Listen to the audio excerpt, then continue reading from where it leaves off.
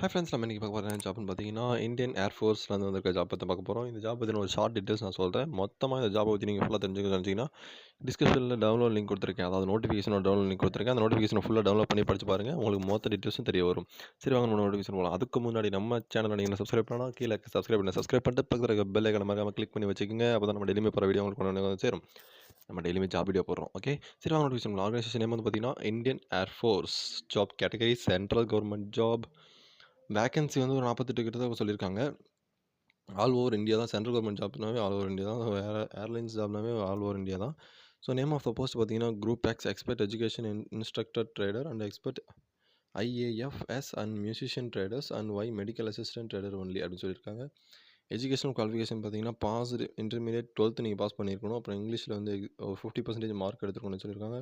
அப்புறம் passed 3 years diploma course வந்து இன்ஜினியரிங்கில் any stream அந்த இதில் டிப்ளமோ கோர்ஸ் வந்து பாஸ் பண்ணியிருக்கணும். அது வந்து எஜுகேஷனல் இன்ஸ்ட்ரக்டர் ட்ரேடர் அப்படின்ற வேலைக்கு. அடுத்து வந்து குரூப் ஒய் அப்படின்றதுல பார்த்தீங்கன்னா இந்தியன் ஏர்ஃபோர்ஸ் செக்யூரிட்டி அப்படின்னு சொல்லியிருக்காங்க. இது வந்து நீ 12th பாஸ் பண்ணியிருக்கணும். சென்ட்ரல் கவர்மெண்ட் ஸ்டேட் போர்டில் எது படிச்சிருந்தாலும் ஓகே. 50% மார்க் வந்து நீங்கள் எடுத்துருக்கணும். அதில் வந்து 12th முடிச்சிருந்தா. அதுக்கப்புறம் எஜுகேஷனல் போர்டு லிஸ்டட் வந்து சிஓபிஎஸ்சி மெம்பர் வித் 50 மார்க்ஸ் இருக்கணும்னு சொல்லியிருக்காங்க. அதே மாதிரி தான் குரூப் ஒய் மெடிக்கல் அசிஸ்டன்ட் அப்படின்றதுக்கும் 12th பாஸ் பண்ணியிருக்கணும்.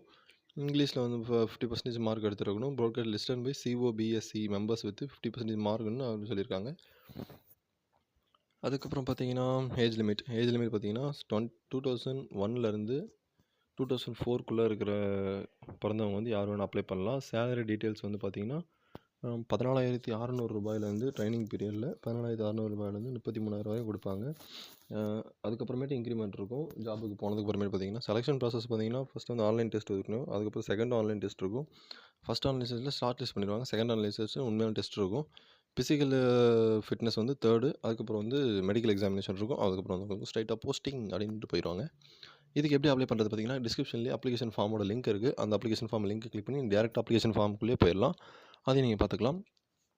அப்புறம் சிலபஸ் வேணும்னா நீங்கள் எனக்கு கமெண்ட் பண்ணிங்கன்னா நான் உங்களுக்கு சிலபஸ் வந்து தனியாக எடுத்து கமெண்ட் பாக்ஸில் பின் பண்ணி வைக்கிறேன். நீங்கள் அது மூலிமா டவுன்லோட் பண்ணிக்கலாம்.